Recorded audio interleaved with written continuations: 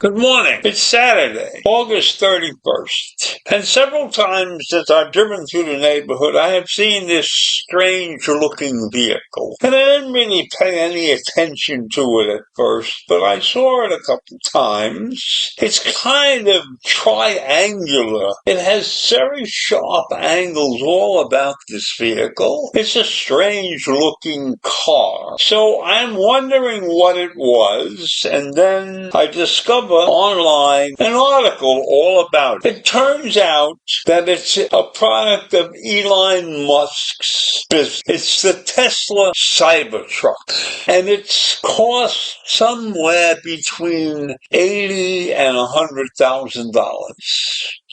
And it might even cost more than that. I really haven't done any research into that part of this discussion. But it looks very, very strange because there's no smooth surface on it. There's no rounded curves. There's nothing that would make it beautiful in my mind. But it just goes to show you that there are many people in this world who want to own something different. Perhaps something that will be able to stop and talk to them about it. Because it's a decidedly weird-looking car, and it has a very, very high price range. And you'll be out there driving something that is very different from anything else on the road. So you can imagine, you have to be a person that can accept the fact that you're going to draw a lot of attention to yourself. Because every time you park this vehicle in some area, people are going to stop and look at it because they have never seen anything quite like this. It's a vehicle that is definitely meant to make a statement. And the statement is, look at me, I am so different. So you could probably become something like a pseudo-celebrity by owning one of these vehicles. You might have lots of people driving down your block just to see this car because it looks so different.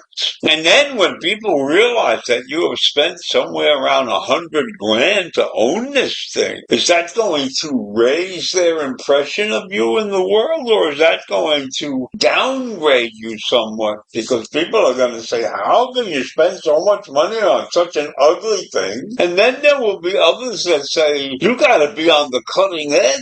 You're taking a big chance driving that thing around. Everybody's going to be looking at you. So it's an attention-getting device of the first order. Now, this car came on the market late last year, apparently. I didn't see any of them in the neighborhood till just recently. And that was 2 years behind schedule, this release. And the owner and professional reviewers haven't been shy about broadcasting the vehicle's flaws.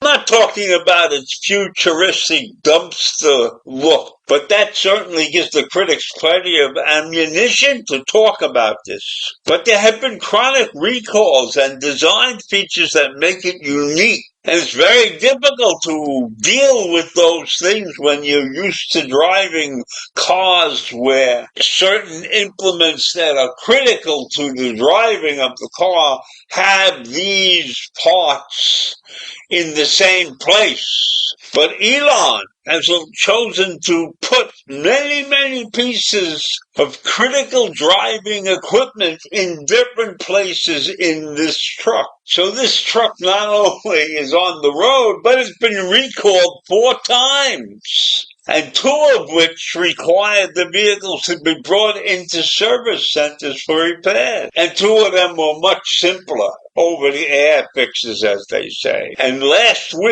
just last week, Car and Driver magazine said that Cybertruck wasn't even a ranking vehicle in its Car of the Year or Truck of the Year list, because the one they reviewed screwed up on the second day of testing. Meanwhile, Tesla is telling everybody that the Cybertruck is bulletproof, but at least one owner found that his vehicle was rendered useless for several hours after it went through the car wash. And then there are videos. There are multiple videos that have been circulated showing that the Tesla Cybertruck is getting bogged down in all sorts of situations. Situations that maybe a more typical pickup truck would be able to get out of. But whether or not that's the fault of the truck itself or the owner, Tesla's Cybertruck lead engineer went on X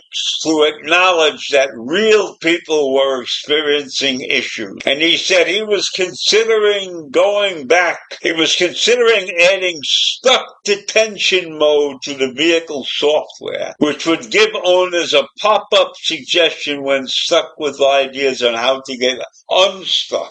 So imagine that you would have an automated instruction in your car or truck that tells you how to get out of trouble when the vehicle stops working. It's amazing that these things are out there for us to read. And when I read these things, I wonder why people are stupid enough to spend $100,000 on a truck that looks so unusual and really hasn't been on the road long enough to establish its quality of ownership. So I leave you with that. The Tesla Cybertruck, taking a chance with your money and your life. Some people will do anything to get attention, and maybe some people want to be on the cutting edge, ahead of the mob, so to speak. Anyhow, you will be if you buy this vehicle. Have a great day. Bye.